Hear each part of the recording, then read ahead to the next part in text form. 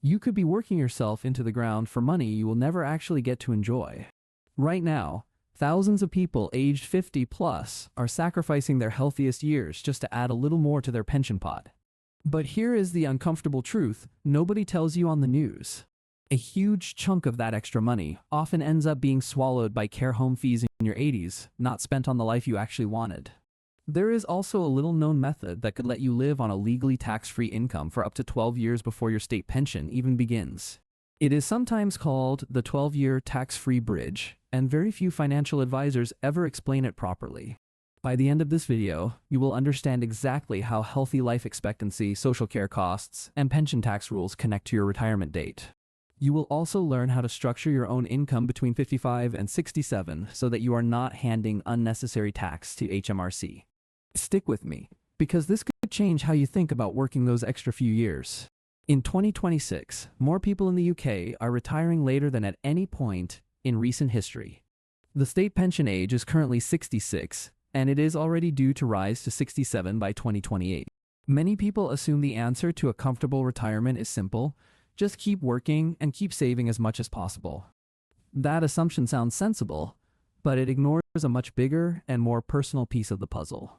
Later in this video, I will explain what healthy life expectancy actually means and why it matters more than your total savings figure. I will also explain how personal allowance, SIP withdrawals, and stocks and shares ISAs can work together to create years of tax-free income. And I will show you, using a realistic example, how someone can retire earlier without running out of money before the state pension arrives. This is not about reckless spending or ignoring your future. This is about making sure your money actually serves the years when your body and mind can still enjoy it. Let us start with the first problem, which is how most people picture their own retirement. Most people imagine retirement as one long, healthy chapter that simply continues until the very end of life. In reality, the Office for National Statistics tracks something called healthy life expectancy, which is the number of years you can expect to live in good general health. For men in the UK, healthy life expectancy is currently estimated at around 63 years old. For women, it is estimated at around 64 years old. That means many people may only have a handful of genuinely active years left once they reach their early 60s. Here is the consequence that rarely gets discussed openly. If you delay retirement until 67 simply to build a bigger pension pot, you may be spending some of your last fully healthy years sitting at a desk instead of living the life that money was meant to fund. This is not a guarantee for everyone, because health varies enormously from person to person. But it is a risk that deserves far more attention than it currently gets in mainstream retirement advice. The solution is not to ignore your savings, but to question whether maximizing your pension pot is automatically the same as maximizing your life. There is another issue almost nobody talks about, and it concerns what eventually happens to a large pension pot. Let us imagine someone named David, who is 60 years old and has built an impressive pension pot of £400,000. David is proud of his discipline, and rightly so, because that level of saving takes real sacrifice. David assumes this pot will mostly be spent on holidays, hobbies, and helping his grandchildren. But David has not yet considered what happens if he later needs social care support in his 80s. According to current estimates from organizations such as Age UK, residential care home fees in England can average around £800 to £1,200 per week. Over just 2 years, that can easily total more than £100,000. In England, if your total assets including savings are above £23,250, you are generally expected to pay for your own care. This threshold is reviewed periodically by the Department of Health and Social Care, so it is always worth checking Gov UK for the latest figure. This means a large portion of a hard-earned pension pot can disappear into care costs rather than into the lifestyle someone originally worked so hard for. The solution is not to panic or assume care fees are inevitable for everyone. The solution is to plan with this possibility in mind, rather than discovering it only when a crisis has already begun. But here's what most people don't know about the relationship between working longer and pension taxation. Every extra year you work, while also drawing a private pension, can push more of your income into higher tax bands. In the 2025 to 2026 tax year, the personal allowance remains frozen at £12,570. Income above this allowance is taxed at 20% as basic rate, and income above £50,270 is taxed at 40% as higher rate. If you are still earning a salary and also start drawing from your SIP, that combined income can easily tip you into the higher rate band. This means HMRC could take a much larger slice of money you worked extremely hard to save. Many people only discover this after they have already triggered an unnecessarily large tax bill. The solution lies in timing your withdrawals carefully, rather than simply withdrawing whenever it feels convenient. This brings us to the most powerful strategy in this entire video, often called the 12-year tax-free bridge. The idea works specifically for the gap between leaving full-time work, perhaps around age 55, and receiving your state pension, perhaps around age 67. During those years, you have no salary and no state pension, which actually creates a rare tax planning opportunity. You can withdraw money from your SIP, but only up to the level of your tax-free personal allowance each year. Currently, that allowance sits at £12,570, meaning you could withdraw close to this amount from your SIP without paying any income tax on it. For any additional income you need beyond that allowance, you can draw money from a stocks and shares ISA instead.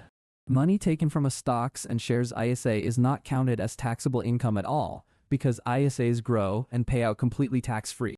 By combining these two pots correctly, you could realistically receive £25,000 or more per year without paying a single penny of income tax to HMRC. Let us imagine someone named Sarah, who retires at 56 with both a SIP and a stocks and shares ISA. Sarah withdraws £12,570 from her SIP this year using her full tax-free personal allowance. Sarah then withdraws an additional £12,000 from her stocks and shares ISA to cover the rest of her living costs. Sarah's total income for the year is over £24,000, yet her income tax bill from this arrangement is zero. This is not a loophole or anything questionable, because it is simply how personal allowance and ISA tax rules are legally designed to work. There is another issue almost nobody talks about, and it relates to your 25% tax-free lump sum from your pension. Under current rules, you can usually take up to 25% of your pension pot completely tax-free, up to a maximum of £268,275. Many people withdraw this tax-free lump sum all at once and place it into everyday savings accounts. The consequence is that this money may then sit there earning very little, while also potentially losing value in real terms due to inflation. A more strategic approach can be to move appropriate portions of that tax-free lump sum into a stocks and shares ISA over time, respecting the annual ISA allowance of £20,000. This allows that money to keep growing in a tax-efficient wrapper while still remaining accessible to support your tax-free bridge income strategy. Of course, every financial situation is different, and this should never be treated as a one-size-fits-all formula. The solution is always to combine these principles with your personal circumstances, ideally alongside a qualified, regulated financial advisor. Let us now talk about your state pension forecast, because this is the anchor that this entire bridge strategy depends upon. You can check your own state pension forecast for free directly on the Gov. UK website using your government gateway login. This forecast tells you your expected state pension age and your estimated weekly payment based on your national insurance record. For the 2025 to 2026 tax year, the full new state pension is around £230 and 25 pence per week. That works out to approximately £11,973 per year, though your own figure may differ. If you have gaps in your national insurance record, you may be able to pay voluntary contributions to increase your eventual state pension. Checking this forecast early gives you years of advance notice to plan your tax-free bridge income around the date your state pension actually begins.